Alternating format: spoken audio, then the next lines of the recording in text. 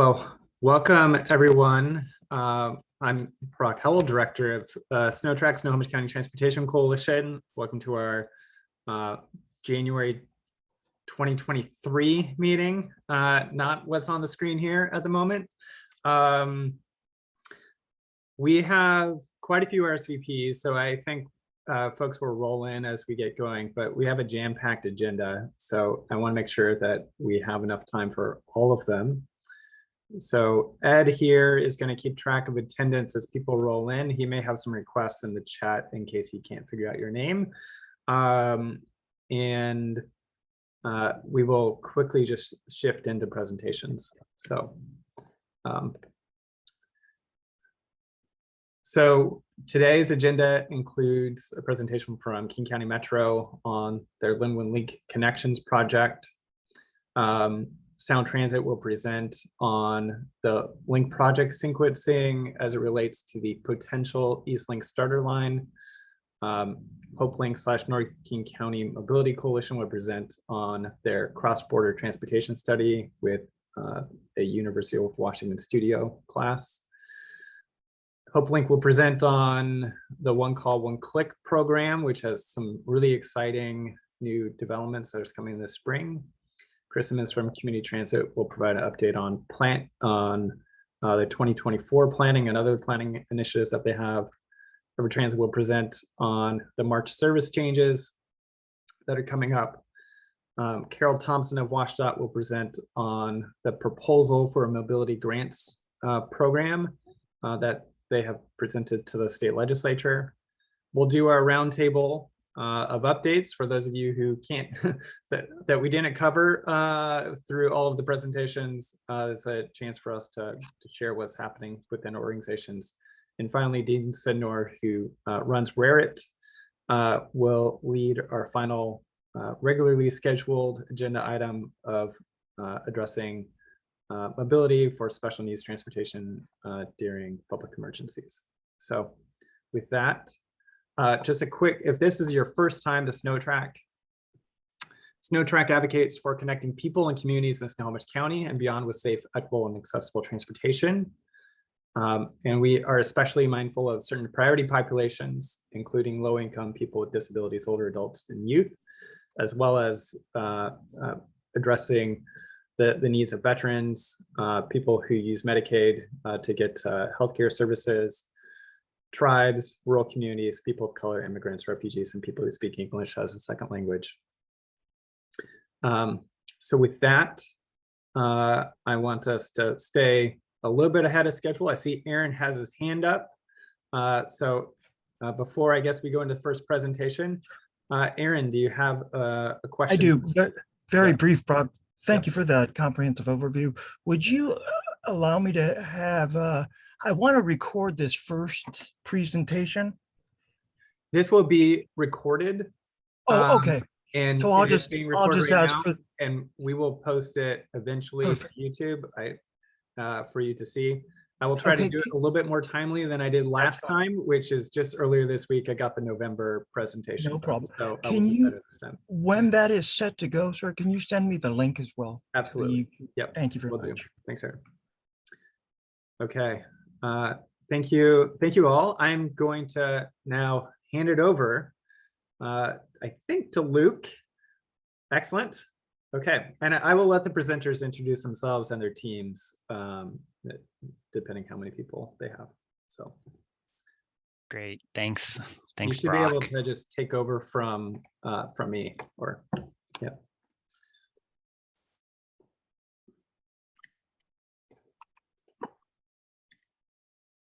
Let's see, there we go. Is that working for everyone? Cool. Okay, so hi, my name is Luke Distelhorst, use he, him pronouns. I am a senior community engagement planner with King County Metro, and I'm the community engagement lead for the Lynnwood Link Connections Mobility Project. I know we have a super tight schedule today, so I'm going to run through this probably too fast. I will say we have 3 virtual open houses coming up. Each one of those is scheduled for 90 minutes. So if you really want to get into the route by route work, we are going to be providing places for that to happen. So if this feels too fast, please don't worry, we've got more coming up. The Lynnwood Link Connections Mobility Project that we're working on right now is really about restructuring King County Metro service in Northwest King County and a small portion of Southwest Snohomish County. The yellow area on this map here shows what is our project area. It includes 22 routes, 14 of which currently operate all day and 8 that are peak only. So a few hours in the morning and a few hours in the evening. The project area, defining it this way, really helps us focus in on certain communities and certain areas and do really focused engagement. I know we've got partners from Sound Transit here, and so we are coordinating with them on both link integration as part of this, obviously, and then also the 522 corridor and future Stride bus rapid transit projects. So the 4 main goals of our project are to improve mobility for priority populations, equitably inform, engage, and empower our current and future customers, which is the main goal that I focus on, delivering integrated service, both for link and bus transfers, but also bus-to-bus transfers. When we redesign our network, there are often more connections that are made, and so we want to make sure that when people are transferring from a metro to a metro bus or a community transit bus, that those transfers work well also.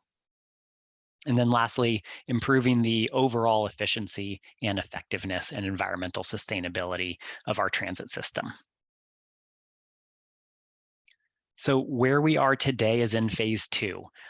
Earlier in 2022, we did a needs assessment, which was really hearing what's working well in the current system and, maybe more importantly, what's not working well.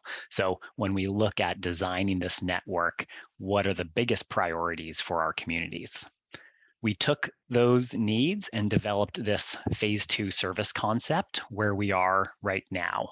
So we just started last Monday, our 2-month public engagement period that runs from January 9th to March 10th. And then we'll take what we hear from the public and review that with our mobility board, which is a group made up of local residents who live in the project area, as well as our partner review board. And our partner review board is made up of our partner cities, partner agencies, and key local organizations. We'll look at all that public engagement from phase 2 and use their help to prioritize what changes we make from this concept that we're collecting feedback on in phase 2 to develop a more final phase 3 service proposal. You've got Sound Transit here today, so I'm sure they'll be talking about potential timelines of link opening. Our phase 3 and King County Council approval timelines are still to be determined based on what we hear from our partners at Sound Transit. And we're trying to be flexible and being ready to go in phase 3 pretty quick, or maybe having a little bit more time depending on the Lynnwood Link opening date. Some key things to remember is that this concept is really about the entire future network. So that means when the 130th station is open in North Seattle, as well as 522 being aligned to South Shoreline. So we aren't yet at the stage of looking at actual prioritization and how changes would be phased in, because not all changes will be happening at the same time. That's something we'll be looking at down the road, probably in phase 3. Also, this project has to be budget neutral. So we don't have a lot of service hours that we get to add into the system, which means when we increase frequency in one area, it means a reduction somewhere else. So we're using the same amount of service hours and really shifting them around and reorienting them around what we've heard are the main priorities from the communities. Lastly, we do have capital constraints as well. So we need to be really mindful in working with our city partners on any sort of capital improvements that we need for the network. I'll be real quick on this, but just, our teams work really hard doing data analysis. So on the back end, what are we seeing about use of the system? Community input, we have a lot of different kind of pillars or buckets that we're filling up with community input, and that all goes into our decision-making process. And then also, lastly, those capital considerations and how much money do we have to spend on improvements, and how does that impact what changes we can make? So our concept network, these are some of the key kind of principles it's based on: reducing peak-only services to improve all day and frequent service, including on weekends. Currently, we have those 8 peak routes. In this concept network, I believe we're down to only 2 peak routes. Utilizing Link as our north-south spine is one of the main things that allows us to do that. So we can take buses off of I-5, off of some of these north-south corridors, and start reorienting them east-west.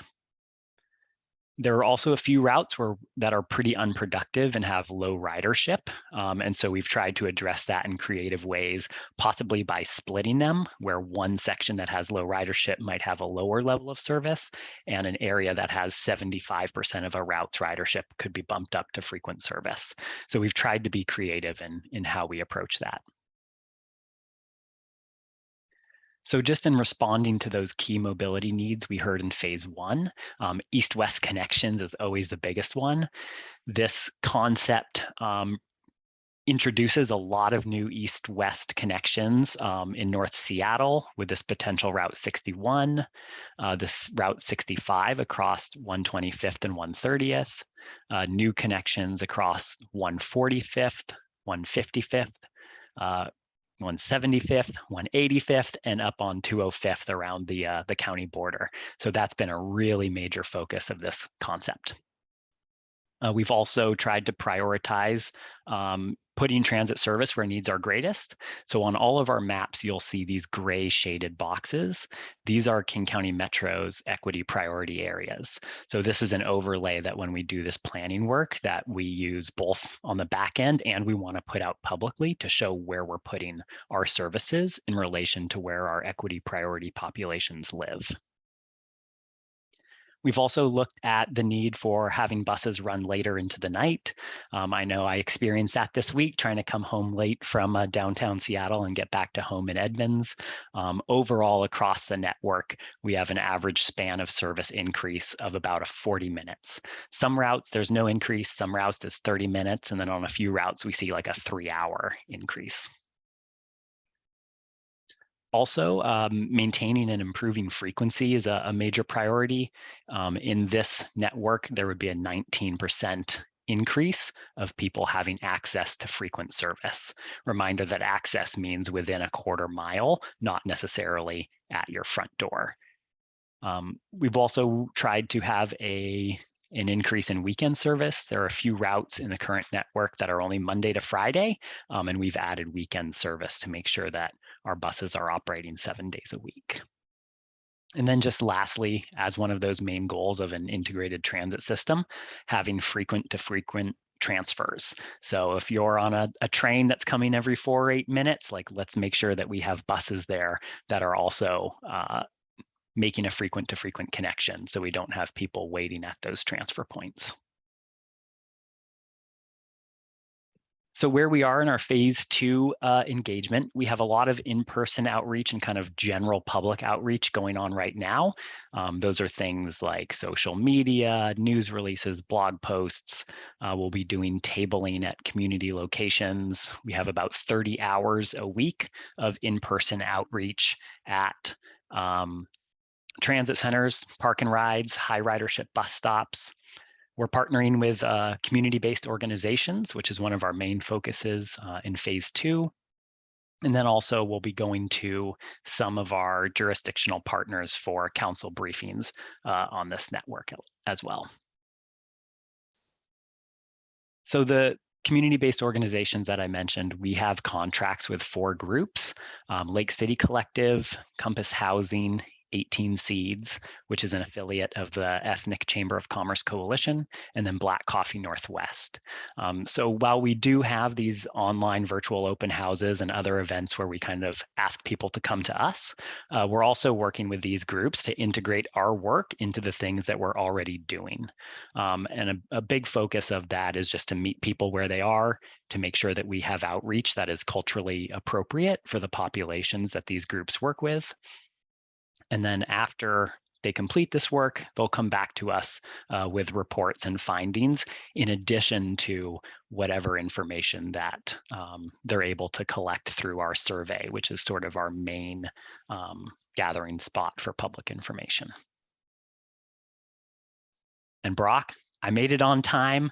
Here's the link to our webpage. Our webpage has a detailed route sheet for every single route in the concept network. So there's a translation table of like, what are the routes today? And then what would be the new or revised routes that cover those areas. So you can go and click through and see all of the details, map, destinations, frequency of every route in the concept network. There are links to the survey, as well as registration links for all 3 virtual open houses, all on our webpage there. Everything is available in our 12 project languages. In the 3 virtual open houses, we'll have live interpretation in Spanish, Mandarin, and Cantonese. If someone needs an additional language, they can just email us. We have our email on the webpage, and we will make sure that we have interpretation for any other requested languages. So I'm 3 minutes early. I'm going to stop sharing screen. And if there's any questions in like 60 seconds, I will try and answer them. That's perfect. Yeah, Bebhinn. Hi, thanks for the presentation, Luke. My name's Bebhinn Gilbert. I'm with the King County Mobility Coalition. I have a couple questions. One, I think I want to prioritize over the other. With the caveat of budget neutrality that I completely understand, I'm wondering if flexible or on-demand services are anywhere within these concepts, especially around, you mentioned a couple routes that have low ridership or are unproductive. I'm thinking of those community members, and clearly the however many, the 5, the 10, the whatever the small number is, are accessing an essential resource. And is there any kind of consideration to their Yes. So we have, for the most part, the 2 areas where there is like reduced service are not in equity priority areas. And it's mostly through wealthier single family neighborhoods.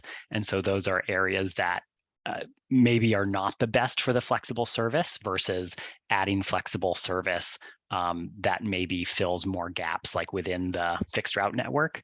In general, we do have a budget allocation from the 2023-2024 biennium to start some sort of flexible service in the area. I think that's likelier to be introduced in phase 3 when we have a better understanding of like how people have reacted to this network, and then look at like what are those areas that we might want to prioritize for some sort of on-demand service. Okay, thank you. Thank you. Any more questions for Luke? That is really great, Luke. Thank you for comprehensive overview and doing it so quickly. Before we go on to Sound Transit, I just wanted to flag that if you are new to Snotrac, we would love to have you introduce yourself in the chat, especially if we don't have your email address. We would like to be able to continue to contact you. So please do that. With that, I'm going to hand it over to Sound Transit to talk about Eastlink Starter Line and how that might affect sequencing of projects. So I think Matt, this is you, unless Eric, you want to introduce Matt. No, I'll be driving today, so I'm going to let Matt do most of the talking. We do have a short update at the end of this just to talk about what's going on with Everett Link, but why don't we go ahead and pull up the presentation? I'll go ahead and do that, and then we'll get moving. Matt, you ready?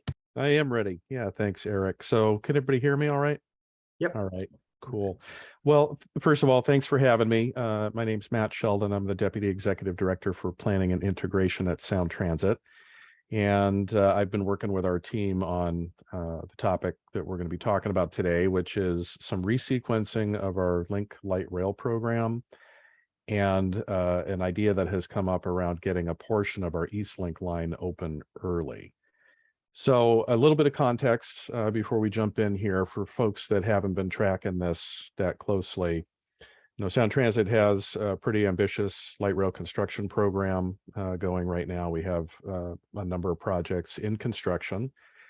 And as COVID has unfolded and we have run into some construction delays on some of the projects, that has necessitated that we rethink the sequence in which we open those projects.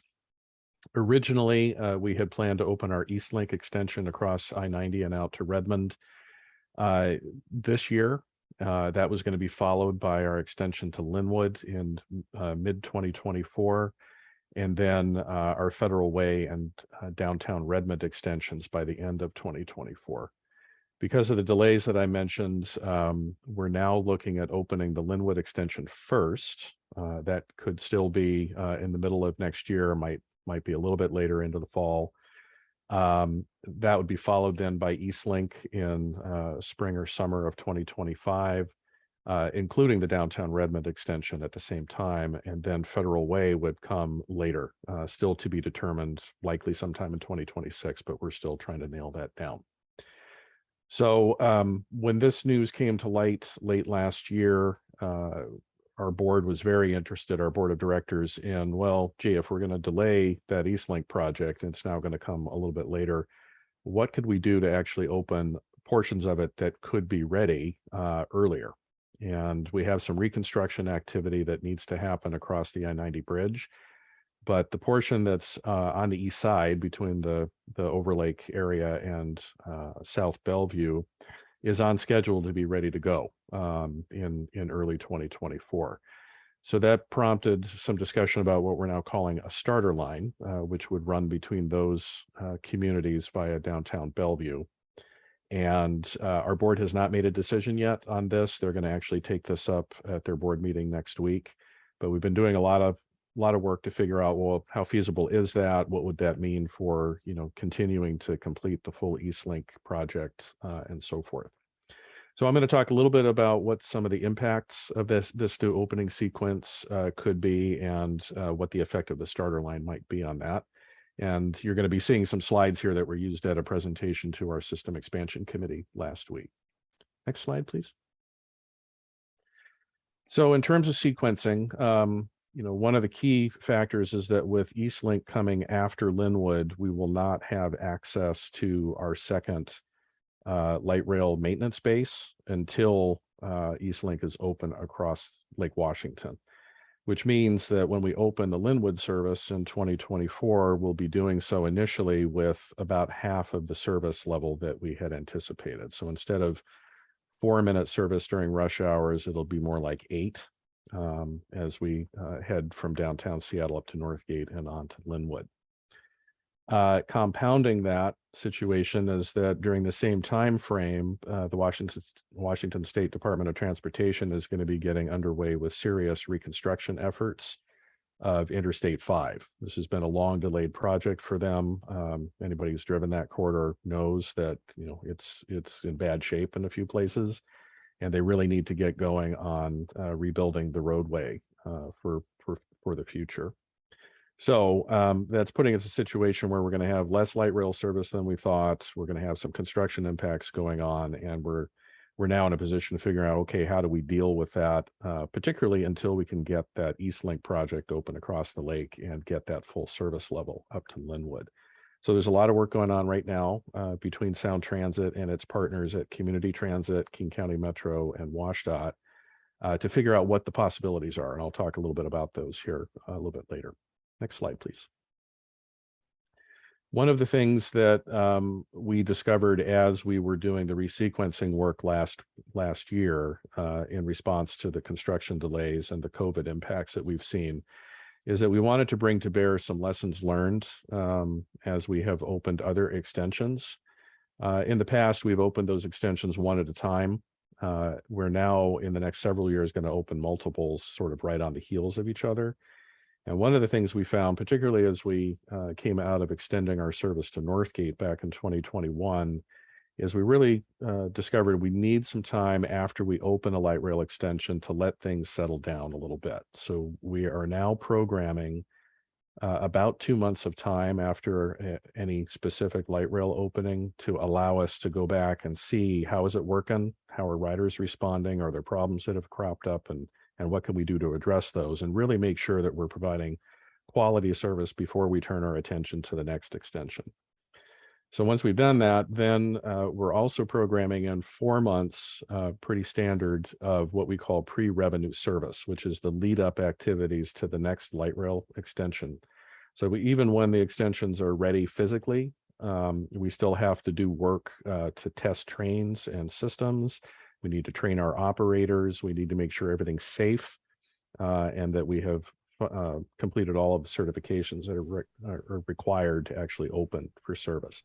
So if you put those two things together, you end up with about a 6-month time frame between light rail openings. And this is important because as we talk about the sequencing and impact on the Lynnwood project in particular, we'll need to keep this in mind.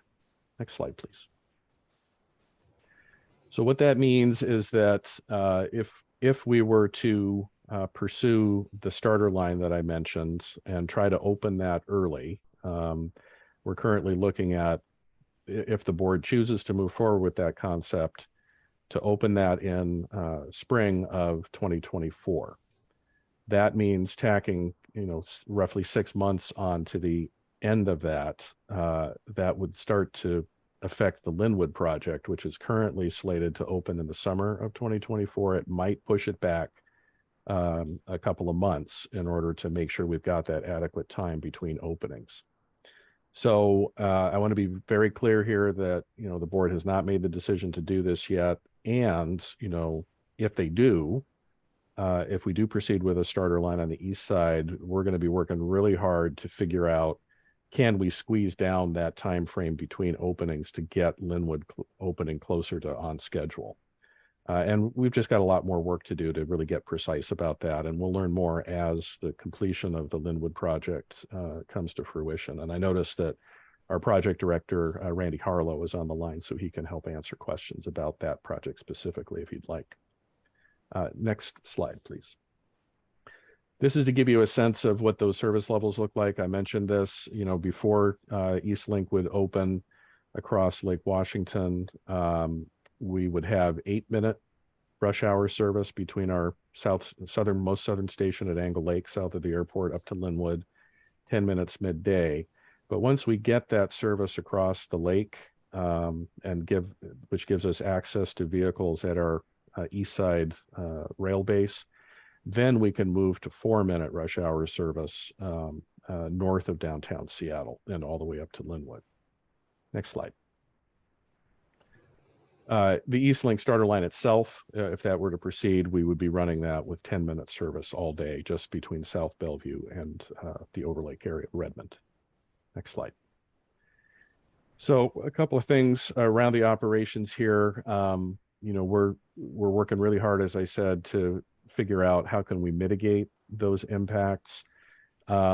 We're currently looking at, are there opportunities to provide some overlay service on top of that 8-minute service between downtown and Lynnwood?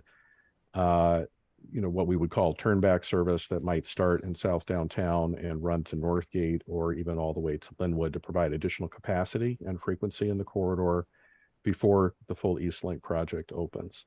Another idea that we're looking at is, do we have any opportunity to get early access to the vehicles over on the east side once we're in that testing or pre-revenue phase for Eastlink? So both of those things could potentially provide some additional service, light rail service in the corridor.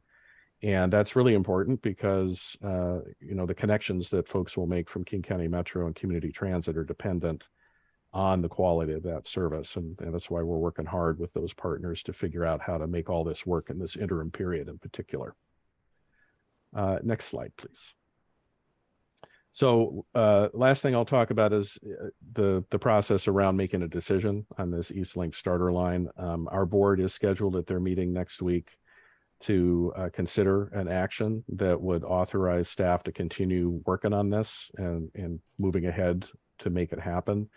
That could require some additional dollars this year in order to make a few changes to make that short service between South Bellevue and Redmond to operate properly. That would just keep the work going, however. And the final decision would come in the fall after we've gone through all of the processes that we need to go through to really ratify the service. And that includes public involvement. We need to do civil rights and equity analysis under Title VI. And we've just got a lot more technical work to do there. So a final decision wouldn't come until then. But I think next week will be very telling about where the board is on this and if they want us to continue to pursue that idea.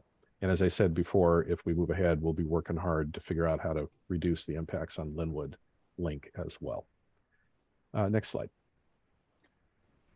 So that's it for my part of the presentation. It sounds like there might be a brief update on Everett link, and I'll turn it back to Eric. Yeah, I think just for continuity, let's pause here for questions on your topic, because I think that's why we're here today. I just want to make sure that we get this Everett link piece in before we drop off. But let's go ahead and take some questions from the audience. Joe, I see you've got your hand up. Welcome. Good to see you. Good to see you, man. I wish I was happier with you guys, but right now, I got to be honest with you. I've told the board this. I'm going to tell you guys on staff the same thing. It's unfair to us Sound Transit 12s to have to choose between Rick and the Everett Transit Community Transit merger, and Claudia Badass Suchi, who's one of the few transit advocates who's had the honor of taking on both Alex Zimmerman and Tim Eyman. So to have to choose between that is very painful. However, I'm going to have to choose the Lynnwood link getting priority and getting done here. I mean, if you guys are absolutely certain you need 6 months, I don't know how much you've heard, but we have an effort going on right now trying to get Everett Transit to grow through consolidation with community transit. And one of the messages we're using is literally link is coming. And if we don't have the immediacy of link is coming before the likely, because there's still some negotiating and public input and then Everett City Council approval. And even the council approval may not be automatic if there's not the immediacy of light rail coming. And if we don't have that by mid-October 24, Lynnwood link opening, it's going to be very challenging for the guys like I dropping in. So I don't know how you want to respond to that, but I want to have a pause and Trace if you want to respond. Yeah, I would. Thanks, Joe. And we are aware of that dynamic and the merger conversations, and we certainly don't want to be the ones to stand in the way of that. So, you know, working as hard as we can to figure out how to get Lynnwood open as quickly as possible. One point I forgot to make earlier I want to make is that regardless of the starter line, because of the construction delays on the Eastlink project, we're going to be in a situation where we will open Lynnwood with less service than we had originally intended anyway. The starter line is not the cause of that. The effect of the starter line is potentially on the timing of getting that initial 8-minute service open. So hear you loud and clear. You know, we want to get it done as quick as we can so that we can get service out there for our passengers primarily, but we certainly don't want to be having negative impacts on other things going on in the community, like the merger conversation. Right, because that will lead into Everett meeting up with Everett Link. But I want to ask you one last question. And this Actually, shows... Joe, we're gonna have to drop that in the chat because we're about to run out of 1 minute here. Okay. And so I do need to maybe make a little bit of space for a couple of folks to see if they have questions or comments regarding this. You know, I know there's been some agencies working with you closely, and Snohomish County has had some input. If there's any of those agencies have additional input that they want to share right now, I want to make sure that they have space for doing that. And then I have a question for community transit more than Sound Transit regarding this. Okay, I'm not hearing anybody pop off from Public Works or from the agencies. Chris, you're about to present on your planning work, and so we can follow up on this, but I am curious between Sound Transit and community transit. the delay obviously affects the timing of of your rollout of the planned service changes for 2024. And so, a question to Sound Transit, how does that play into your analysis of that you present to the board for its decision, and to Community Transit, how does this timing affect your schedule of delivery of your plan changes? So I'll just say very quickly that from Sound Transit's perspective, we've been very clear that one of the impacts of delay is to Community Transit potentially and their plans for their restructure. So they're very cognizant, I think the board is, of what the ramifications here are, but I'll let Chris speak to, what CT is thinking about doing about that. So this is kind of a two-part answer on our end. First of all, it doesn't change our process for what we are asking our board to approve for our overall restructure. And I'll get into that when we go through our update process. What it does do is change what and how we phase into that network. And so what I would say is it doesn't affect our ultimate vision, but how we achieve that ultimate vision is definitely affected. I will also say that the I-5 work from 117th to downtown also has a significant impact on how we do our restructuring in the process as well. So frankly, we've been having weekly meetings with Sound Transit looking at capacity pieces, how all of these interrelated timing questions come into play, and we're trying to put something together that is acknowledging the pieces that we cannot control in terms of construction timing, but acknowledging the pieces we do have control over, which is how do we then adapt to what's in front of us and what can't be moved. Okay, Eric, I'm going to give you a little bit of time here to go. I won't even pull up the slide deck. I'm just going to point it out. I'll make sure that you get the information, but Everett Link's scoping process will start on Monday. That's going to run for 45 days, so through March 10th. This is going to be the last big push on public input on the first phase of alternatives development here. That's before we go to environmental review, but it's really important that everybody on this call and city councils, anyone that you can share it with, gets that information. So I'll be sending that out. And we'll have 2 virtual meetings and 1 in-person meeting between the next 45 days. So I'll make sure you get that. Right. And thanks again. Yeah. Thank you so much, Sound Transit, Matt, Eric, Randy. Feel free to stick around for the community transit parts, answer additional questions if you can. With that, we're going to shift to Hopelink for a couple of presentations. So Julio, are you there? And feel free to take over my screen. I am, thank you. Yeah, I'll start sharing my screen.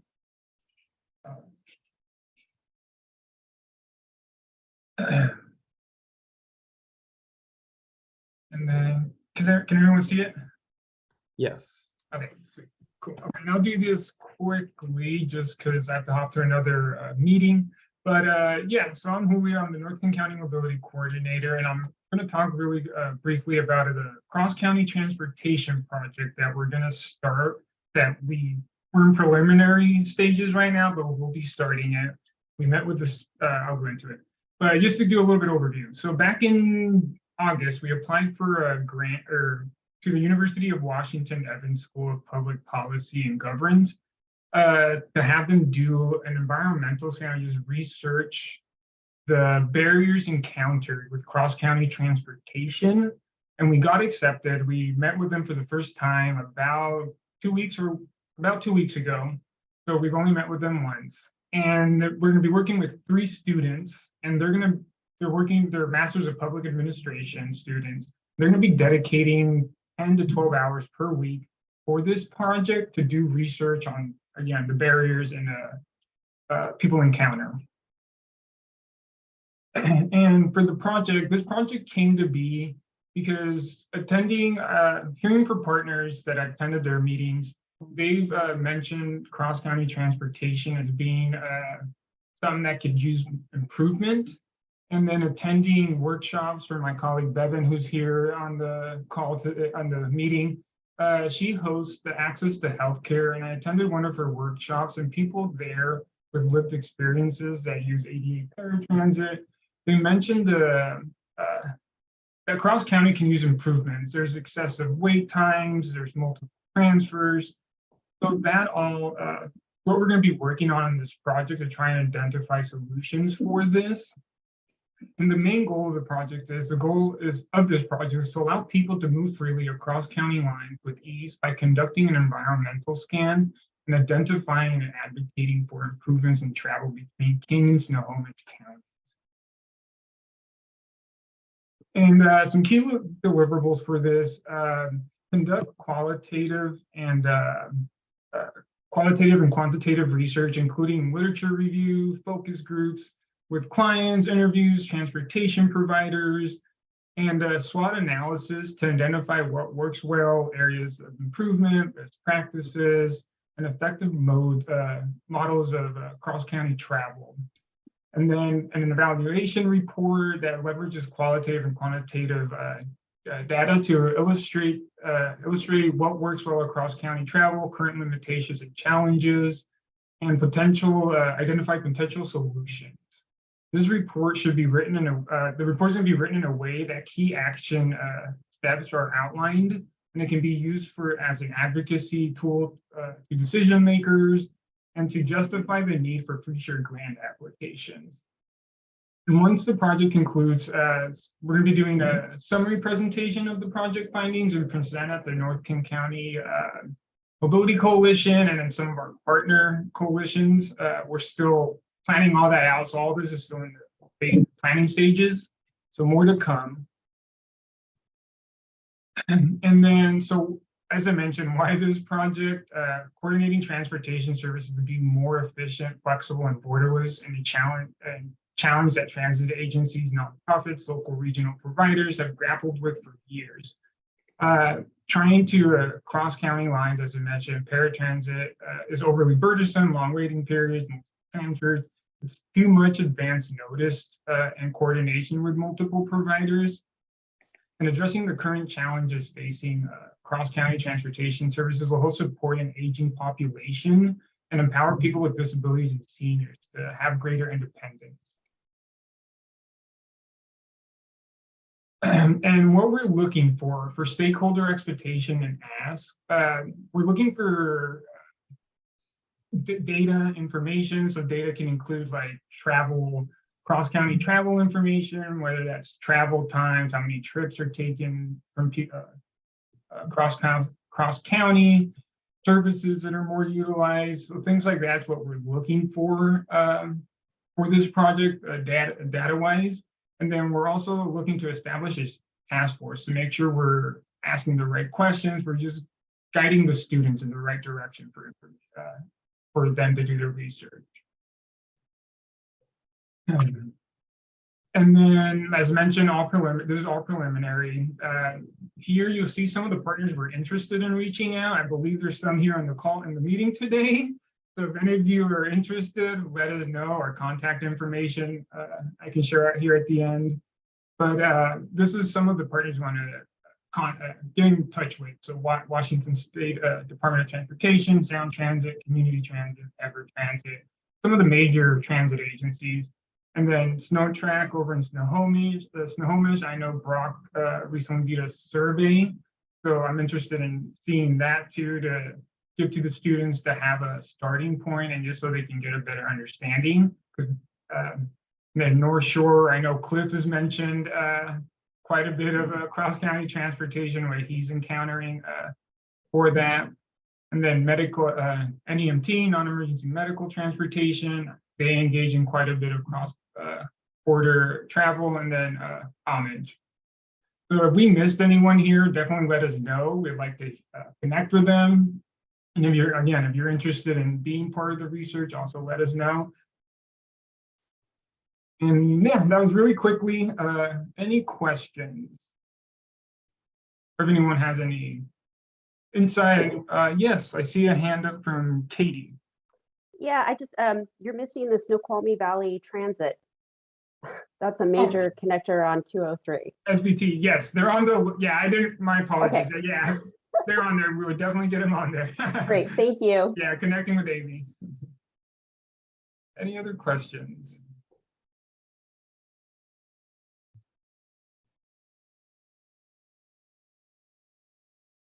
Sweet. Anything I missed, Bree? I saw you come off. And Bree's the project manager, so she's the one. And then, yep. Sweet. So great. Oh, There'll sorry. be a task force set up here in the next couple of weeks. Yeah, so Yeah, we're meeting with the students still, but yeah, we're still planning that out at the moment. Okay. But I don't know if you want to add more to that, Bree.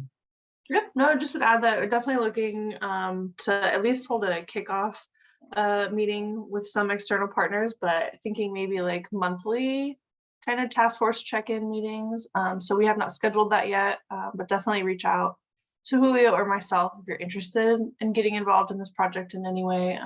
Would encourage you all, especially folks listed on the slide Julio's sharing, if you can, to attend like the kickoff meeting and help let us know. You'll be able to hear some more details on the project. Let us know if there's any like resources we're missing or directions you'd like to see the project go or ways you could support. So stay tuned for more information on that. And just to circle back, will paratransit and community and lowercase nonprofit community transportation on-demand services be the priority under the study of making sure that those transfers or that the trips for those services have fewer barriers across our borders? Yes, my apologies. I only heard bits of that. Can you repeat that? My apologies. I have my windows open. Probably. Do you want to answer that, Bree? I only heard like the last half of it. Sorry, my audio also cut out. Okay. My question was, is the focus, I keep seeing something pop up on the screen for sound, but I think that's in Julio's screen. The question was, there's lots of different transportation services, and we're just getting highlights between community transit, metro, and sound transit, and that all relates to cross-border.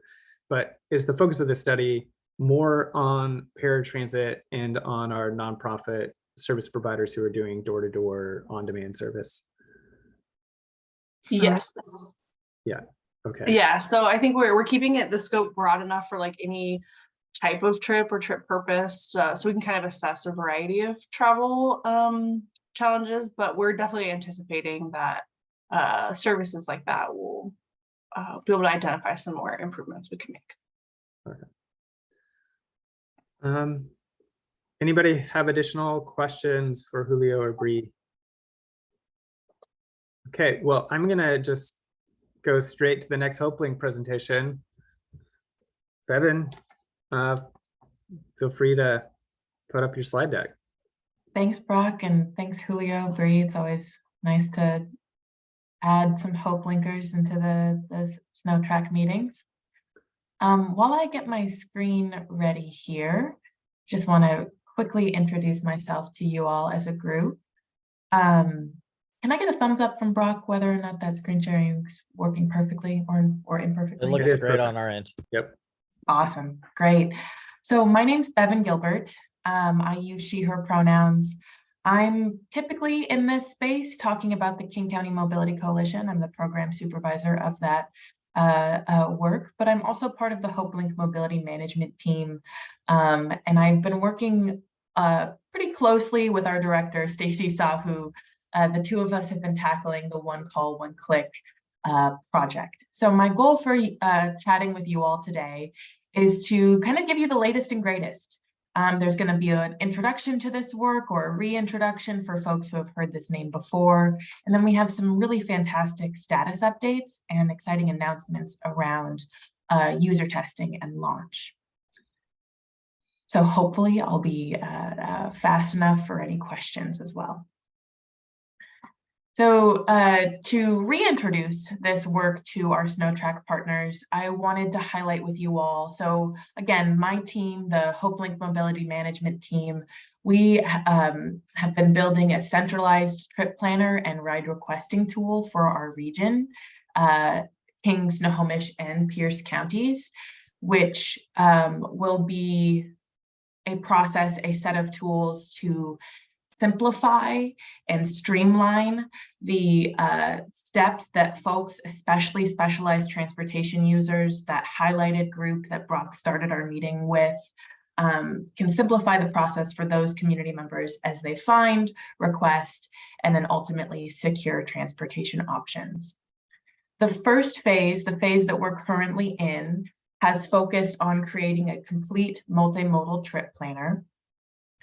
And next phases of the work, which we hope to secure funding for quite soon, will focus more in depth about building out those eligibility and intake processes, user profiles, and even centralized ride requesting support. So again, I want to emphasize here that the first phase, this item that we're launching in the next several months, will focus on just that complete trip planner. Not to say just as to minimize it, but again, to set expectations. So to share what we've done thus far, we secured state funding through the consolidated granting process in July 21, which has essentially acted as seed money or seed funding for this project, and has allowed us to build out this phase 1 trip planner. We're anticipating, and we've put in an application for continued consolidated grant dollars, and we'll, hopefully hear back with that throughout that process. Our project is sort of unique nationally. Many centralized trip planners, many one-call, one-click services in the nation receive federal dollars. Ours went the state route so that we could get the ball rolling. And then as we implement those future phases that I've mentioned earlier, we hope to pull additional funding from separate sources. So perhaps federal dollars or some other pot of money that appears.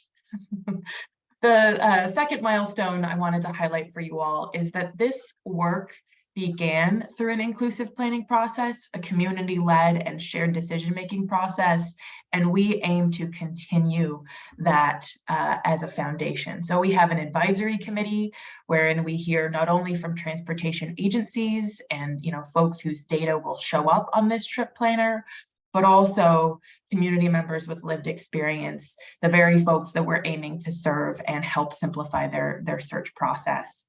We also have been lucky enough to establish a technical advisors group. There are many kind of concurrent technical advancement projects happening in transportation in our region. You may have heard of Sound Transit's digital assistant. The state Department of Transportation has been working on data standardization and access for smaller providers. All of these projects, and certainly a goal of our project, is to work well together and make sure that we have a unified and seamless integration with all of those advancements that are coming to our region. So our technical advisors really support that work. I mentioned earlier the state involvement in terms of improving data streams. Our trip planner will be the first instance where many of our nonprofit or smaller, and I'm putting that in air quotes because often you're serving large swaths of our population, but folks who have not typically had access to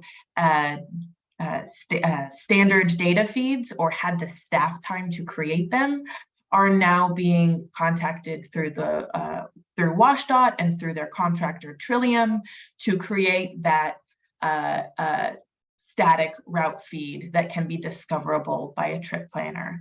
That will be used by our trip planner, but also available in something as widely used as Google Maps or Apple Maps or name your transit app or wayfinding app of choice. All of those feeds are open source, and so they are kind of, for the first time, making visible the entirety of our mobility network.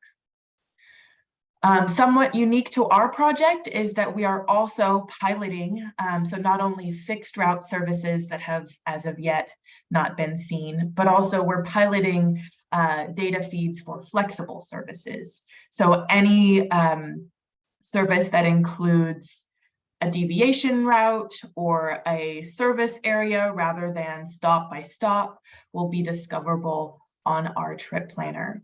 And then similar to our roots in inclusive planning, we've also established at our foundation this key of accessibility being where we begin and end our software development. Our webpage, which will be the one click of our tool, is going to meet high standards of the web content accessibility guidelines, and we have recently completed an audit for our software vendor to improve their coding so that it is accessible to folks using all sorts of assistive technology, namely screen readers and kind of navigation-based tools.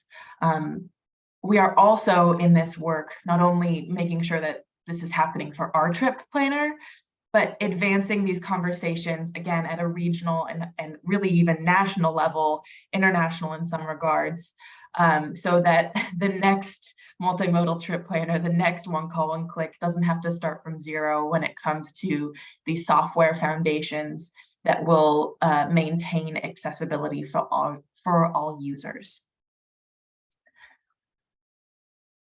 Next, I want to highlight for you all just a major, massive thank you. Again, my team, generally speaking, is King County based, but this tool is going to be regional. So we have been working really closely with many people on these calls. Brock is a member of our advisory committee, and I believe you also stop into technical advisors sometimes too, Brock. But our transportation providers in Snohomish County have been fantastic in working to get your data in machine readable formats. And so our trip planner, even though it's still in its testing phase, already has information from Homage Senior Services, including both the TAP and Pay-a-Pal programs. We have North Shore Senior Services, who provides, as Julio was mentioning, those crucial Bothell cross-border trips. We have information from Tulalip tribes, and we have all of the fixed route transit providers in Snohomish County represented on our trip planner. Coming soon, and more data is added every day, we will have the Snow Goose Transit project or program represented on our trip planner, as well as transportation services from the Soxhawtl tribe. I was just talking to Stacy this morning, and she was letting me know that we're also talking about the ZIP pilot program and many other flexible public transit options that exist. So just huge kudos to Snohomish. Thank you all so much. You have been fantastic partners in this work and have really gone above and beyond in terms of making sure that your resources are part of this regional tool. A couple exciting updates is that I promised our partners we would not call the end product one call, one click, because that is, in my opinion, kind of ugly, hard to say quickly. And so our branding update is that we will be known publicly as Find a Ride. So Find a Ride will be the website that you visit. It will be the kind of known public name of these series of tools smashed together. Our logo is on this screen, as well as a color palette. It is a stylized F with routing points at the top and kind of base of that F. And then our palette are bright, vibrant oranges and bright blues with some gray to help tone it down. And then I mentioned earlier that we're in a really great position in terms of software development. We've been working with two contracted vendors. Arcadis IBI Group and Cambridge Systematics have been working together to make sure that the routing data, so the details of our work, are accurately represented in a trip plan. And then Cambridge Systematics is really just the national example of high quality, one-click and database-based websites. So we're really excited to be working with both of these vendors. The data development, as I mentioned, many of you all have gone above and beyond, and we're in good standings here. Again, more adjustments and refinements are happening. We've completed an accessibility audit, so we can guarantee that our web page will remain accessible to all users, and particularly users who are interfacing with assistive technology, screen readers, and such. Oops.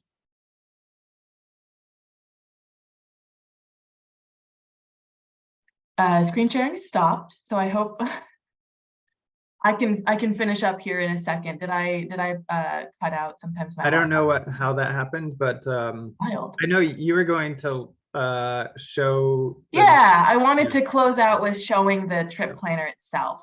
Now, this is a test site. It is not our finalized tool, but I wanted to show you and provide a visual of what this experience could look like. So hopefully I can still share my screen.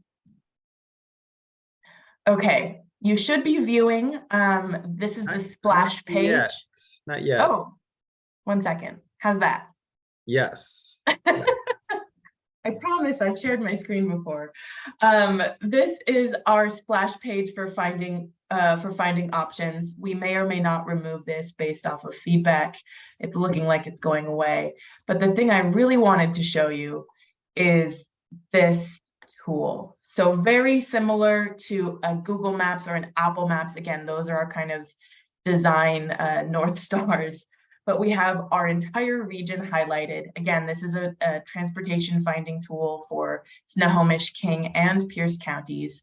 And then folks will be able to insert their origin and their destination, toggling between departure and arrival times, and then being able to plan well in advance and depending on their schedule. So one moment while I pull up an example trip here so that I can show you all of the details. Of course, my notes have disappeared. So just give me 1 second.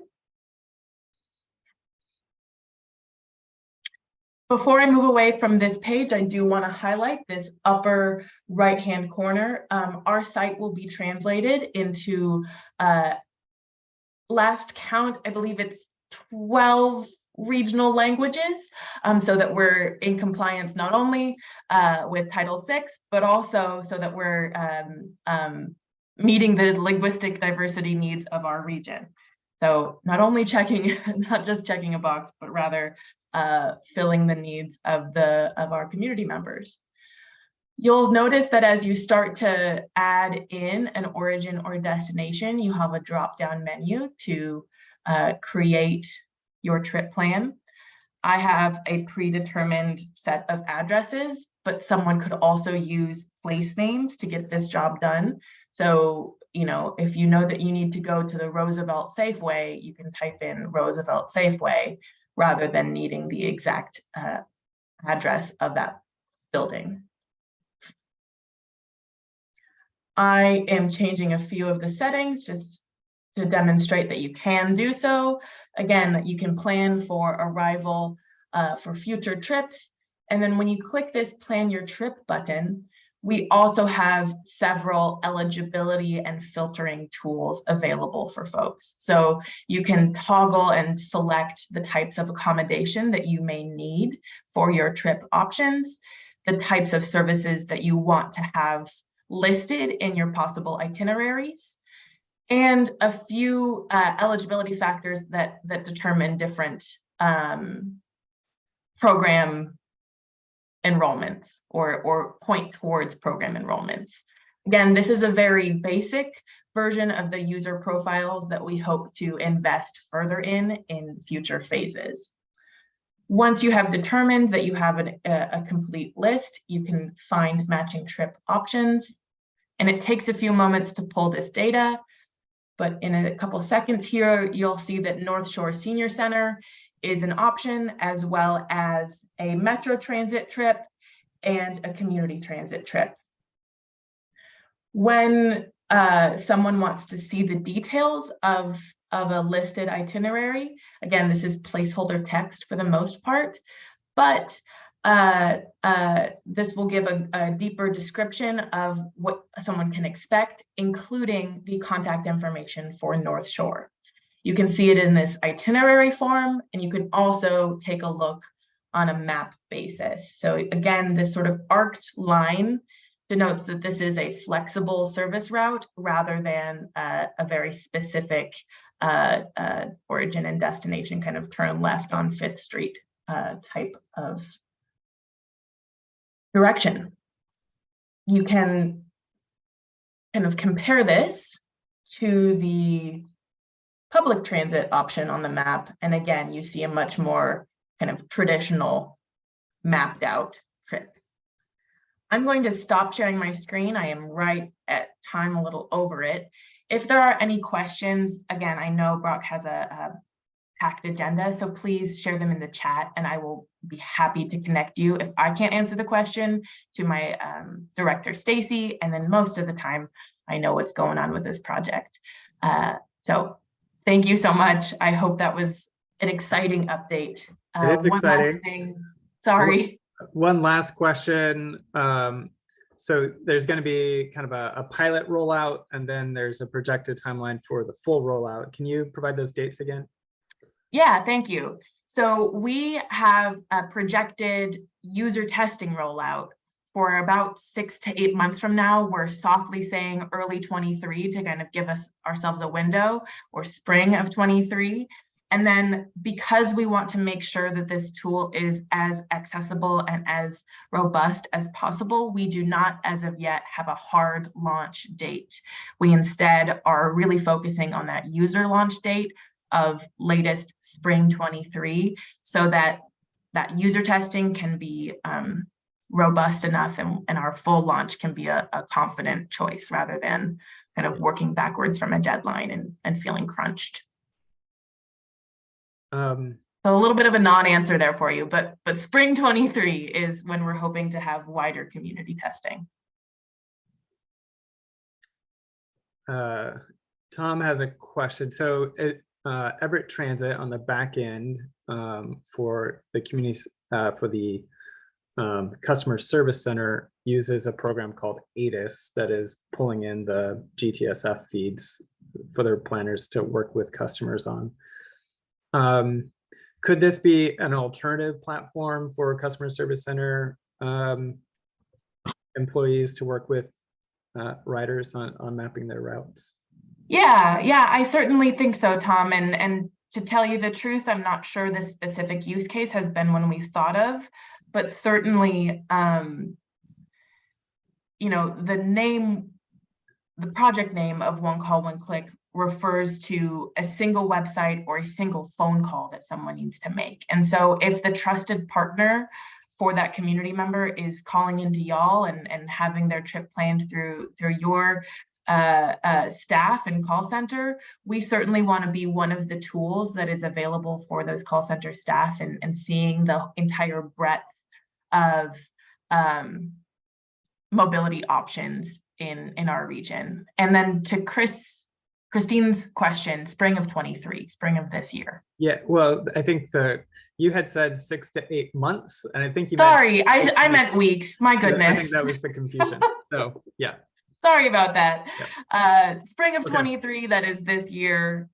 It's a Friday. Thank you. I appreciate so your much patience for the presentation, and we're obviously looking forward to sharing out as we go here.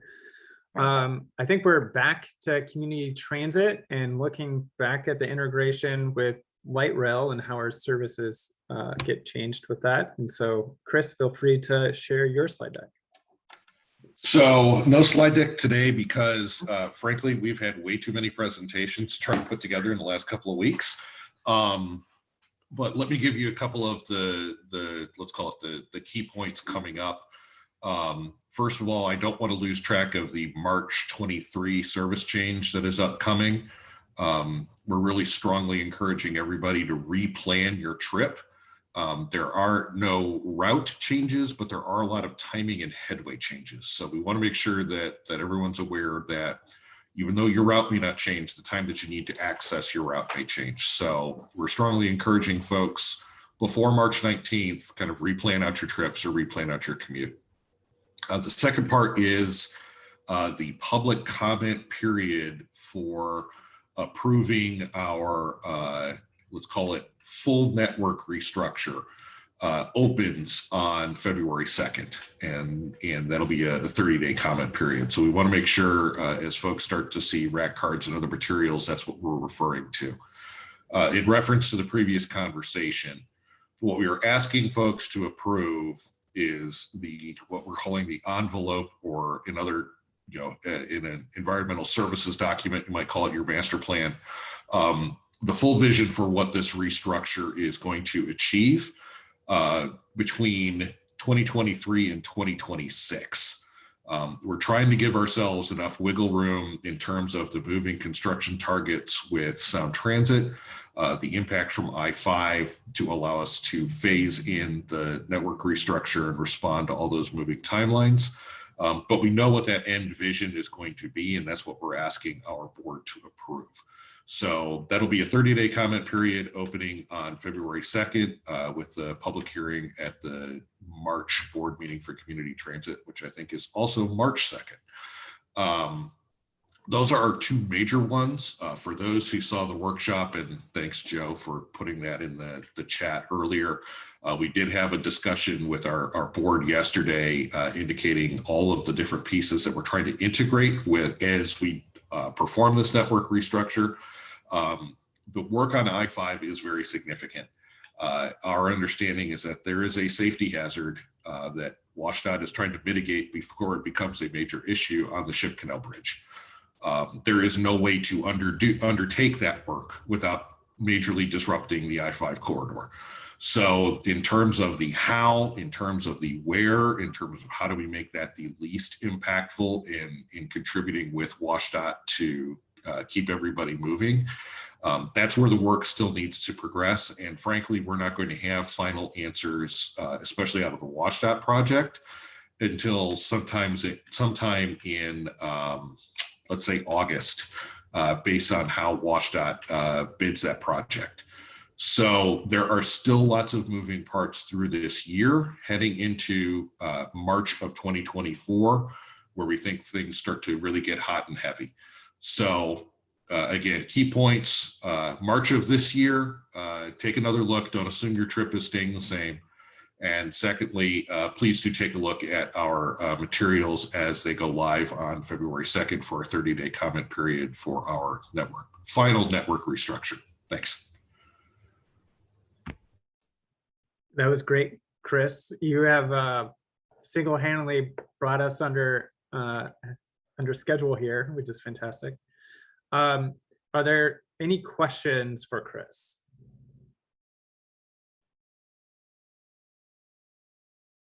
I'm not hearing or seeing any. So I'm going to jump to Tom for the update from Everett Transit on the March service changes. Thanks, Brock. I will attempt to share my screen. Let's see if this works.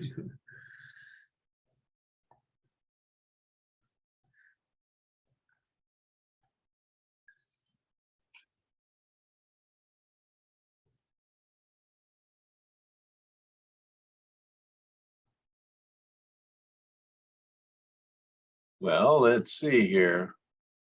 You are sharing. It works. It works. It works. If you want full screen, go bottom. Yeah, there we go. Right, There we go. Yep. Okay. Yep. So I was seeing all these beautiful presentations and I thought, I can do this, because we made a presentation to council and I deleted all of the slides that don't make sense for this presentation. So this won't take a lot of time.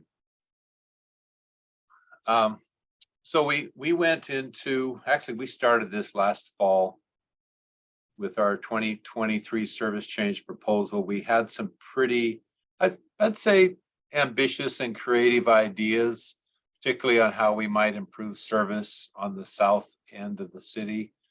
And we put all of this out before the folks. We were looking at the changes that we had made in October and the success of those. We'd made changes to Route 2, 4, 7, and 29. And just to see, this was the result of that. We saw ridership increase in every one of these routes. Overall, a 25% increase system-wide. So we thought we would build on the success of that. With that in mind, we looked at some areas that we thought were lacking of service, or we had unfortunately had to take service away a few years ago and had the opportunity to restore it. And we brought that whole plan out to the public. And the feedback that we got was some of this we really like. And so one thing was Route 18, which was having to be changed specifically because this part of Mukilteo Boulevard is going to be closed to us due to the closure of the Edgewater Bridge.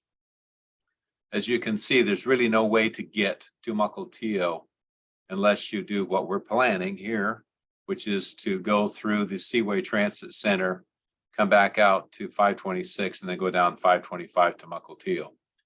So the proposal here is to restore 2 trips of the Route 70, technically, which is Mukilteo to Seaway Transit Center, access to Boeing. But then also reroute that Route 18 at the same time. We would be bi-directional on this route, 5 trips in the morning, 5 trips in the afternoon. So it's actually an improvement to the only single direction service that we currently operate. And that way we can capture the folks who work along the Merrill Creek Parkway corridor, and people who live on Whidbey Island or using Mukilteo Ferry will now actually have more access to work in this corridor. So that's one proposal, and public responded pretty well to that, and we will move forward with this for our service change. The next change that we've got a lot of positive response is the restoration of service in the Colby corridor. This is a connection from Everett Community College down North Colby past the hospital districts and then terminating at Everett Station. This will be service that serves Everett High School, which restores service to all of the high schools in the city now. And that was quite popular. What we didn't anticipate is how much people missed service on Route 12. I don't have a map of Route 12, but it's the major service in South Everett that operates across West Casino and links Evergreen Way with Airport Road. It is a very popular service. I think it's probably our 3rd most ridden route. And we had removed a lot of service just post-pandemic. And this was an opportunity for us to restore all of that service. The real message that we got from our public comment process is, yeah, we like the changes that you're proposing, but let's strengthen the existing network first before you make a lot of other changes or, disrupt some things that are working for a lot of people. A change might also work for a lot of people, but let's build on what's working now. And so our proposal or our plan moving into April, and that's the other thing we did because we took a little longer in the public process. We're shifting our service change into later in April rather than March. And we'll continue to talk to our community about changes that we might make in South Everett.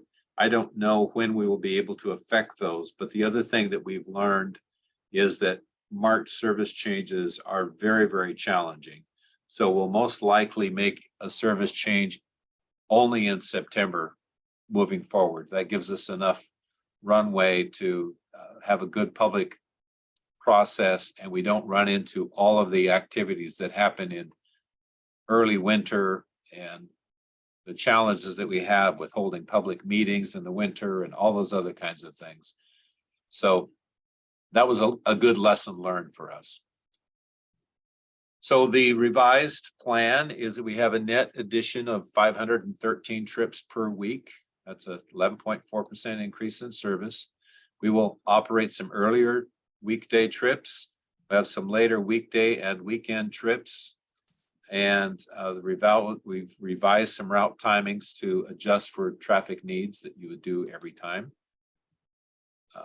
We are fully restoring service to the pre-pandemic levels of hours of service, but not necessarily service in exactly the same places, because part of what we learned during the pandemic is that some people are using our service differently. And so this system adjusts for that.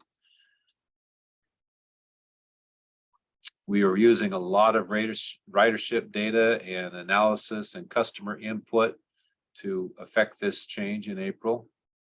And we'll continue to talk to folks about how we might adjust and change things in the south end. We came up with a couple of other route alternatives that are probably superior to our original plan. And so, but it needs more resources than we currently have to pull that off, or at least more than we identified today. We might, over time, recognize better sales tax revenue, or maybe more money from the state, from the Move Ahead Washington. If that adjusts and we get more money in future years, those are all things that we can look at for future. But this plan, as presented, is financially sustainable for the long term. And so we're really pleased with it. And we feel that it recognizes that we truly listen to the customers. And we responded to what they had to say. We had some good ideas, but they didn't all resonate with the customer base. And so we're going to go with what the customers told us was most important to them and move forward with that. So we're connecting people with life, and that's it. Any questions? Thanks, Tom, so much. We're a little over. So maybe one very quick question if someone has one. I think, you know, the modification you made to a couple of the routes on the south end addressed, at least we didn't have a chance to talk about it, but the circulator nature of a couple of the routes raised a question for me. And so the modification for the April adjustment obviously doesn't include those. So no. I don't have a question about them. But it sounds like you'll continue to evaluate and look for additional funding sources for enhanced service in South Everett. Ask a question. Okay. When are we going to see the new schedules, Tom? Because I'm looking forward to them.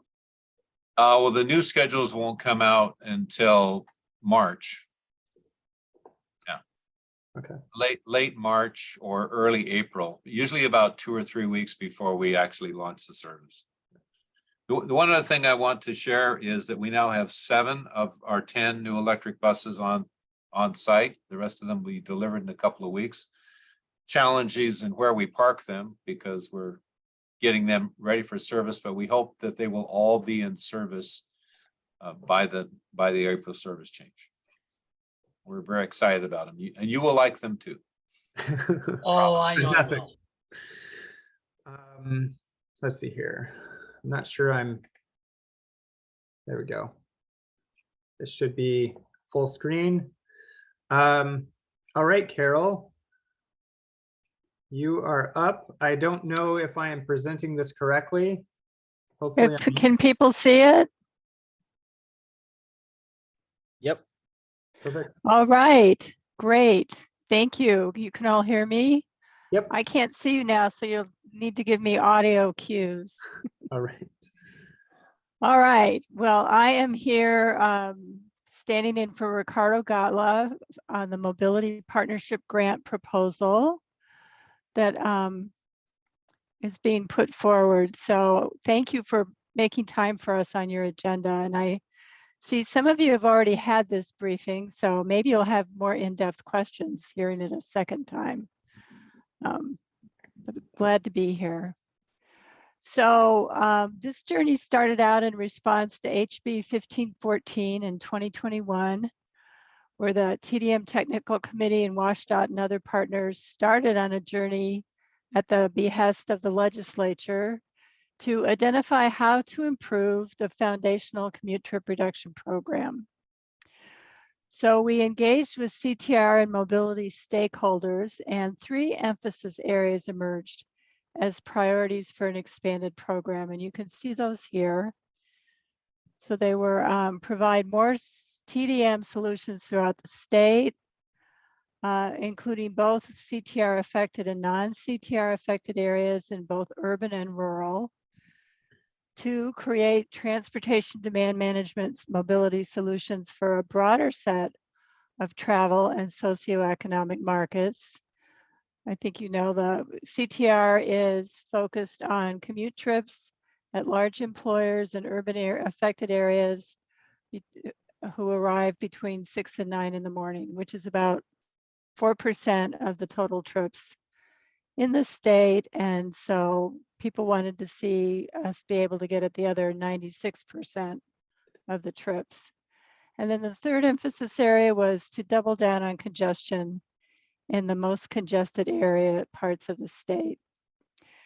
Just a note, CTR is a transportation demand management program. Probably most of you know that.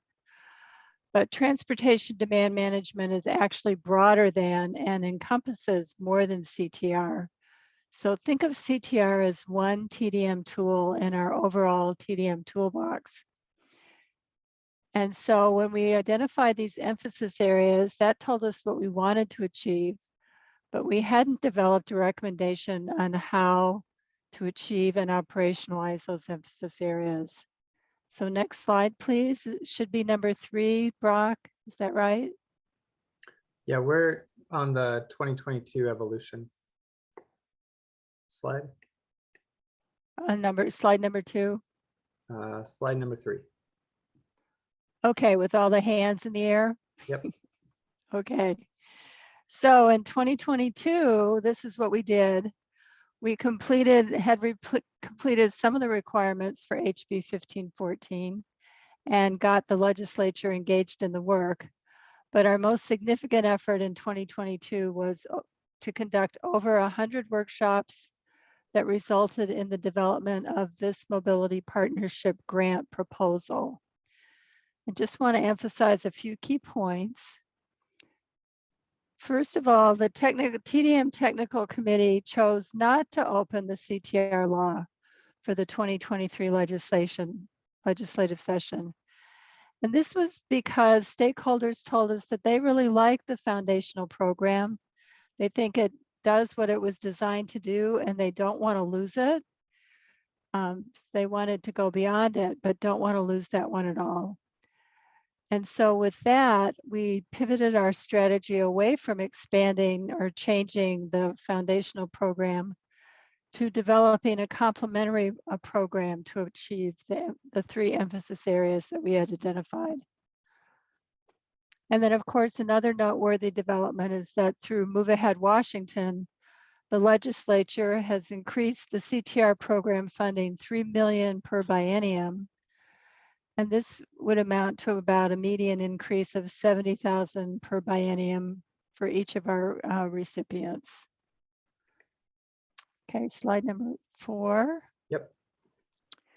Okay, well, this is part of a one-pager that I think I sent out to you, Brock, but let me know if we didn't. I'll send it out to you to share.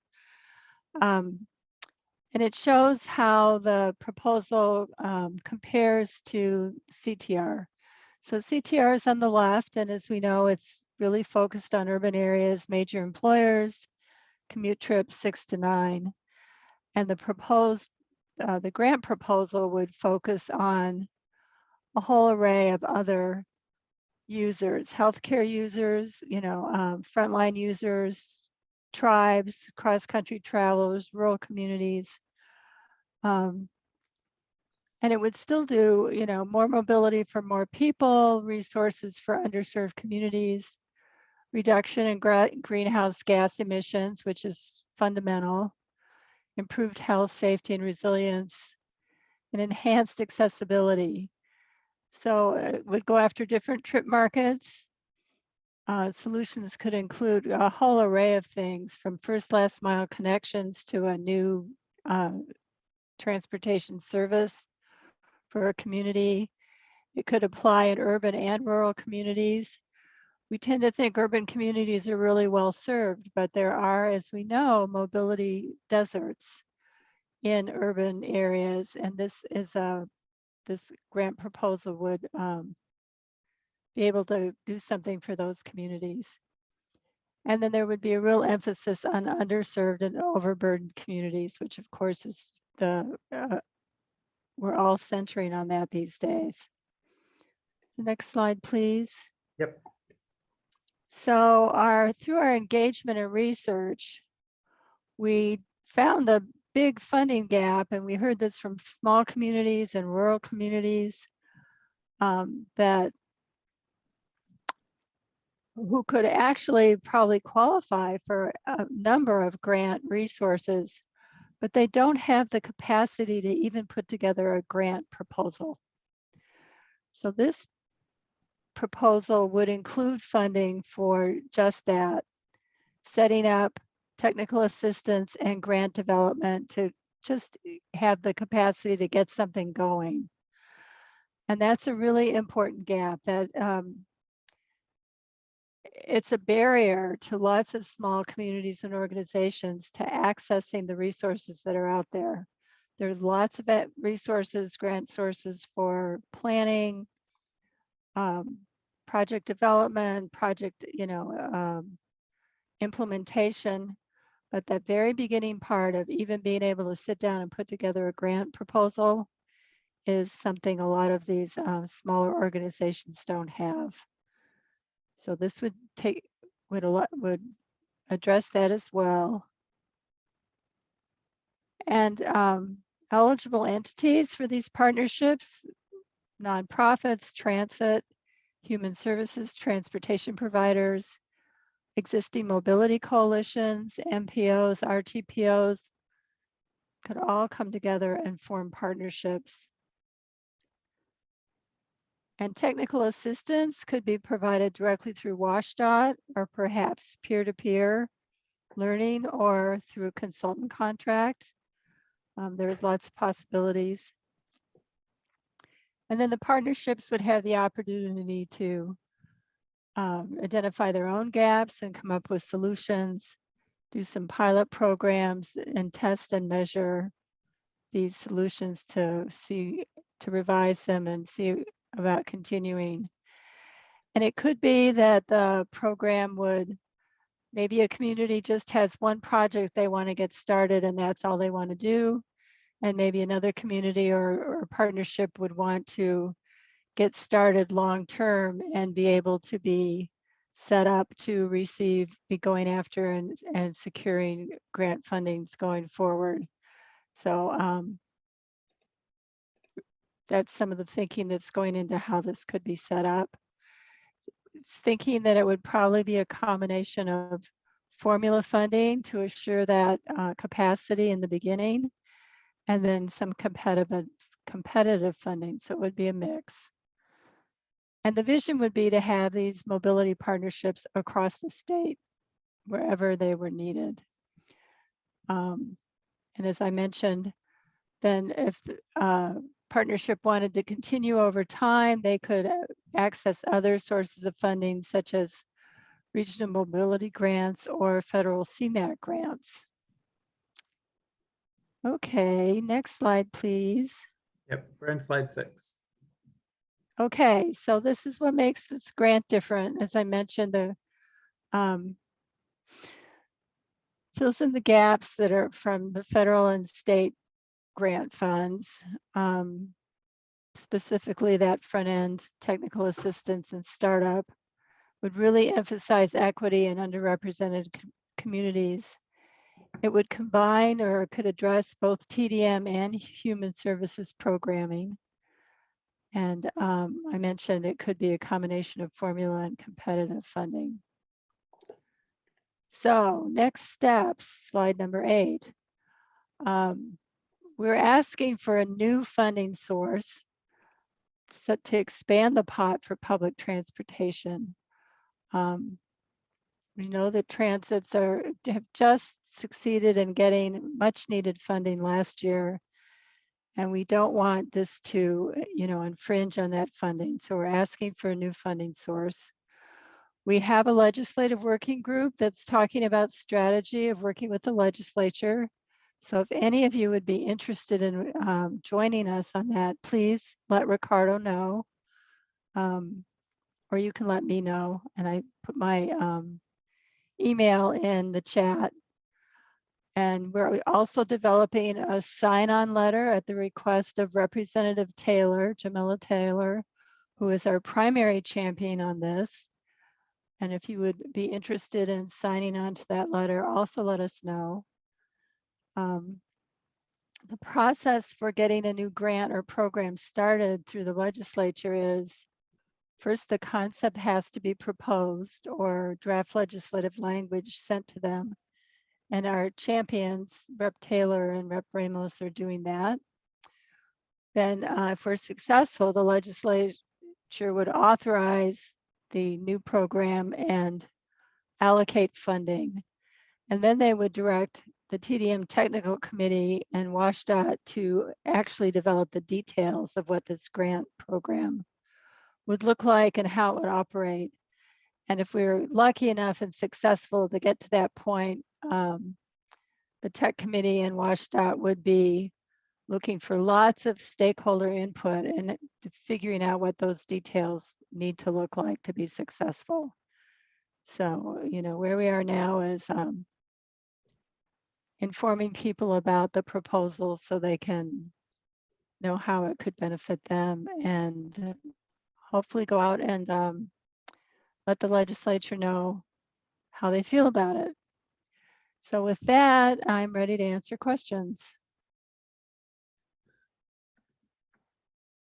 Right, I'm going to stop share my side. Do folks have questions for Carol? And can you drop your contact information again in the chat in case people want to follow up about signing on to that letter of support? Yeah, certainly.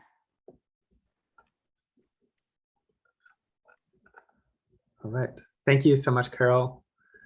Thank you for your time. We really appreciate it. Absolutely.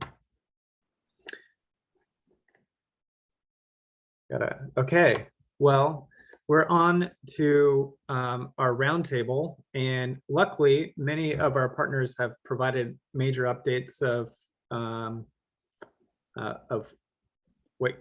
what is the latest and greatest from you. Just check in even if you already have presented. If you have additional updates, feel free to come off and share them, or use the raise your hand feature. I might just go ahead and call on you, and then you can let me know if there's additional updates. How's that? So Tom, you're on screen. Do you have anything in addition to electric vehicles and the April service change that you want to share?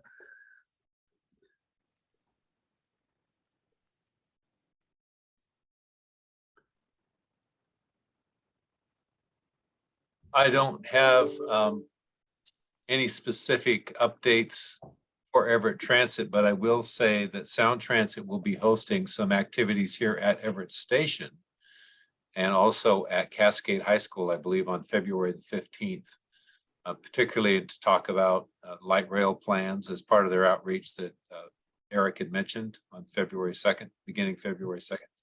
So welcome to come on up and see us. We'll have some staff there and we can talk to you about other things.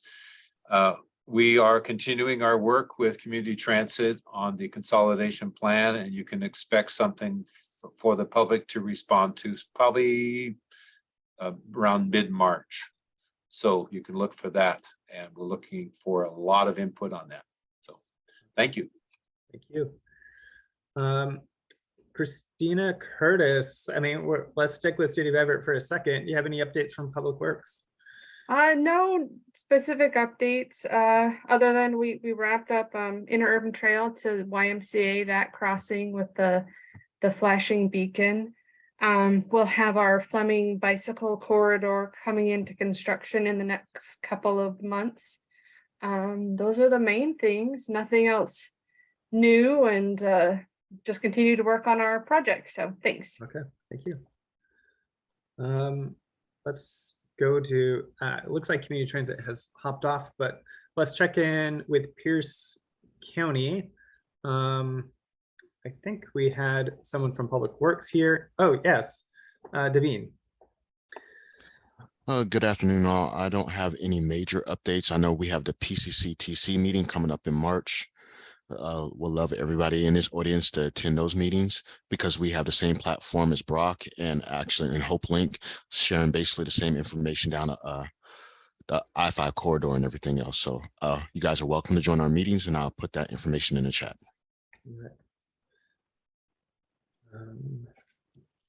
Is there someone still on from Snohomish County? Looks like she may have dropped off. I'm trying to hit all of our jurisdictions. Brent Kirk, do you have an update? Yeah, we're going to be going forward with the Galena Street extension. We're going to go out to bid probably in a month or two, and that'll be this summer. So there'll be two main arterials going through town instead of just Stanley Street, the old Highway 92. And as part of that, we're gonna have a remnant piece left. So I got on the call here late, but I need to talk to community transit because part of what I'm envisioning is moving the park and ride from the downtown area where it is now, where we got some prime real estate we could use for park space, and then transitioning over behind the McDonald's and the Rite Aid and all the general commercial there towards the entrance of town. And then you'll be able to access it from the new road and provide a paved parking area there. And then as the city's continuing to grow in and around the area and more people utilize the bus line, the potential for having, you know, maybe more than one bus coming to town once a day. And just for everybody to make sure they know where you're at, Granite Falls. Right? Granite Falls, yeah. Yep. Let's see. Any more folks from I don't. Oh, Sherman, you're here. Great. Bothell.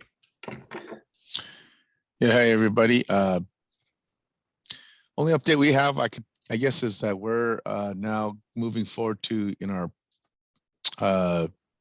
council public hearing process to adopt our bike plan, and that's getting real close. So that's going to happen soon. And the only other thing is that we're getting ready to start our comp plan update, and we may be reaching out to, well, I know possibly you, Brock, and maybe a couple of others to participate as a technical advisory committee, since we're moving towards moving from vehicle, level of service concurrency to multimodal concurrency. So we're that's coming up, and that's, I guess those are the two big things I got to say.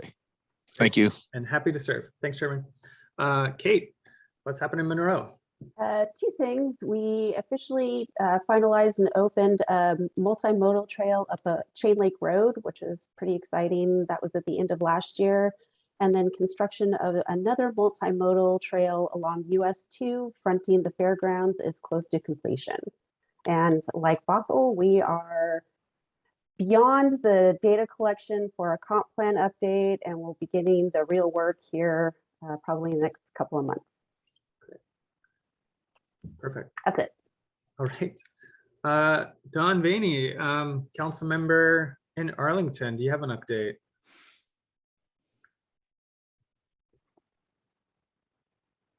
Yeah, no, nothing really new at this time. Okay. Mariana Hennefeld, are you out there and want to provide an update from WSDOT?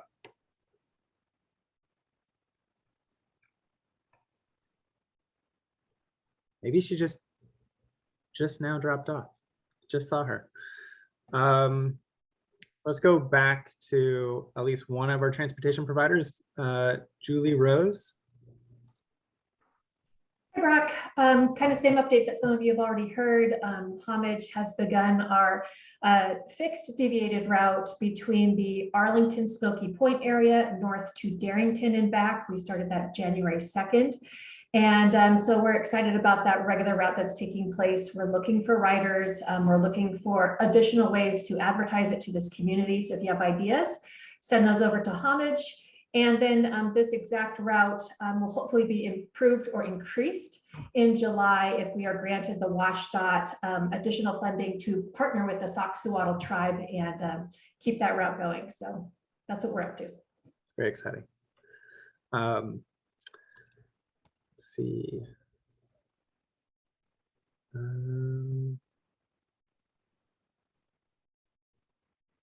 Oh, I'd like to introduce Savannah Steele. Hey, yes, she just came on camera. Perfect. New, I don't actually know if you're new to the office for Congresswoman Bebhinn, but you're definitely new to this role. So welcome, and please introduce yourself. Yeah, thanks, Brock. Nice to meet you all. Not new to the office, but formerly y'all encountered my counterpart, Rachel Alger. I think she covered Snohomish County with redistricting, and unfortunately lost some of the parts of folks on this county or on this call, but also picked up others like Arlington. So I'm going to be covering transportation for the Congresswoman in the district now. And so I'll hopefully be interacting with you all a little bit more as we go forward. So I put my email in the chat, but I'll be kind of reaching out as we go forward. So great to meet you all. Right. Thank you. Casey Stevens, I know you put in a link of some transportation link very early in the meeting. Do you have an additional update you'd like to share now? Only that we finished our 236 project, which was reconstructing 1.4 miles of road between I-5 and the reservation. Everything else you can find under stillofwellmish.com news. It tells you the whole thing. We just adopted our long-range transportation plan yesterday. So that's it. You can find it all in the link. Thank you. Thank you so much, Casey.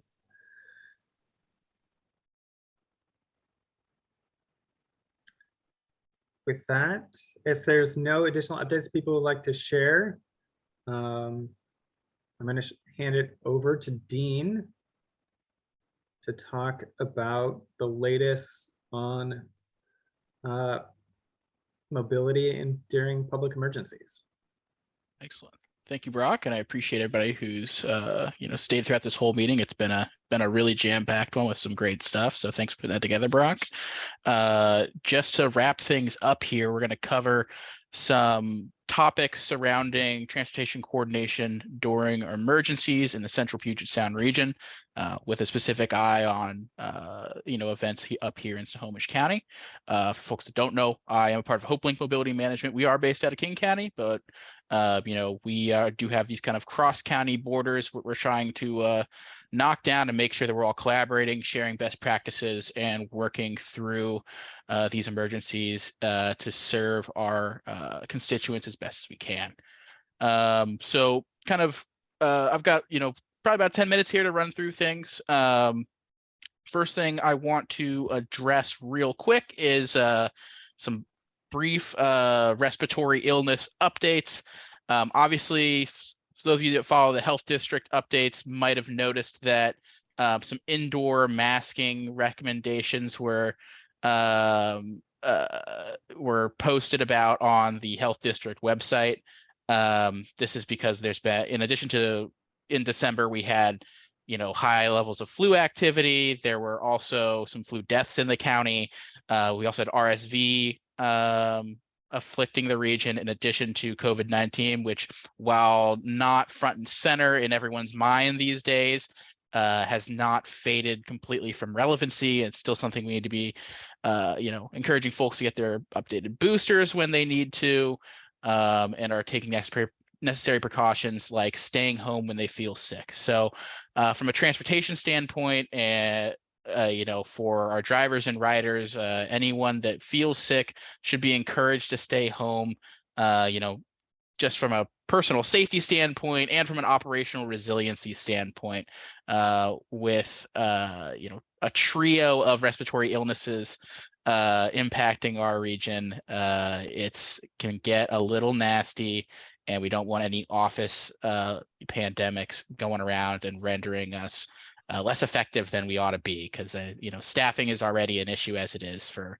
quite a few of us. So just wanted to throw that out there. I've posted a health district link in chat from last month where they're talking about that masking recommendation. I haven't seen an updated January version of that. So you would have to ask the health district context if you have any for any sort of updated guidance if they posted it. But on our end, I'd say just keep in mind that these illnesses are still with us, and we should be definitely at least staying home if you're sick. On top of that, let's just recap a little bit. We did have a winter event, including that nasty ice storm that afflicted the central Puget Sound region. One tool that RARET as an organization talked about before the ice storm hit us was a brief discussion with the National Weather Service on some tools that are relevant to transportation involved individuals or folks that have transportation as kind of a key interest of theirs. And what tools are available from the National Weather Service? What are they working on that could be of use to some of us in this space? We had a big meeting where Reed Wolcott from National Weather Service ran through some projections and talked about the tools available to us. We have a recording of that meeting that we'll be posting on one of our sites soon. So I will let folks know when that's available. But there's also notes available that I could send right now if anyone wanted to view those. But one tool I want to highlight for folks if they weren't able to make that meeting was what they called the Experimental Probabilistic Winter Storm Severity Index. There is a user guide at the top of this link that I've posted in chat. So if you're looking to use this particular tool, make sure you check out that user guide, especially if it's your first time using the tool. Essentially what this interactive map does, and the slider at the top, it allows you to kind of see the potential winter storm impacts listed from minor to moderate to major to extreme, and then the percentage of likelihood of those impacts occurring in a specific geography. So for those of you that are needing to plan and want to contextualize some of your trigger points, perhaps again, it might not be right to use as your sole trigger point, especially as it's still an experimental tool, but to kind of contextualize some of your decision making in emergency events. You can see is there if a 25% chance of major impacts in your region kind of influences the type of decisions you're going to be making, this tool will help you visualize that, see where those impacts are likely to happen or unlikely to happen, and kind of gauge the percentage chance that you'll have to enact certain processes. So for folks that are just interacting with this tool for the first time, highly recommend checking out that user guide. I'm also very happy to resend out those notes. I sent it out to my entire DL, but if folks maybe didn't get that or kind of got lost in the churn of holiday emails, happy to resend that those notes from the meeting where Reed kind of went in depth on this topic, and his slide deck that he used for that. So wanted to throw that tool out there. Specifically, we're talking about kind of impacts in the region. We didn't get any RARET transportation coordination assistance requests sent directly to us from Snohomish County. I think this is in large part because the temperatures thankfully rose soon enough that the ice storm's impacts didn't last as long as they might have. There were some sustained power outages, I know, along US 2. It's King County, but the Skycomish region, from what I've heard, has had pretty elongated power outages, but no transportation requests were forwarded my way related to that. So while there were some impacts in the region, none were escalated to the point that they reached our desk. I did want to highlight that as far as the transit shutdown that occurred for many of our partners across Central Puget Sound, from Pierce Transit to King County Metro to Community Transit, one big highlight and feather in the cap of Snohomish County was I think Everett Transit, we're one of the faster organizations to stand backed up trips. So really happy about that work. And I know Tom in some communications talked about their strong partnership with Everett Public Works enabling that kind of cross-sector work to stand up some routes maybe faster than some agencies with maybe like a larger or different geographic footprint might have been able to. So I think one highlight is that strong cross-sector partnerships I think allows agencies like Everett Transit to move swiftly and respond to these adverse conditions in a positive way. Thankfully, a lot of all across the region, all of our transit partners were able to stand up, particularly their paratransit services, in a timely manner to make sure there were no adverse impacts for folks that utilize ADA paratransit to get to things like dialysis appointments.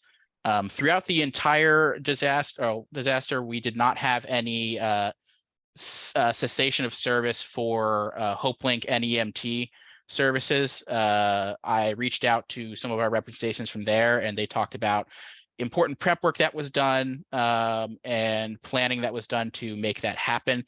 They also cited some personal preparedness training that was facilitated by Pierce County Emergency Management. RARET brought them in to help the individuals that work at Hopelink NEMT personally prepare for winter events that were coming their way well before the disaster actually struck. So thankfully, NEMT was able to operate throughout the ice storm, albeit at a reduced level, to make sure those life-sustaining trips happened. In the last couple minutes here, I'm going to pivot away from those ice storm stories because there's two important updates I want to get to first, but I will pause for a second if folks have any questions or context they want to add before I move on. Is there any ice storm or winter impacts folks wanted to talk about or cover before I move on to these last updates and we close things out?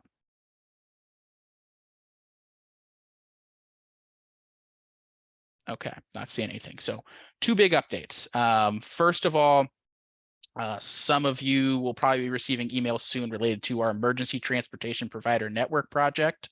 This is something that is a project that will look to formalize transportation coordination processes and procedures across the Central Puget Sound.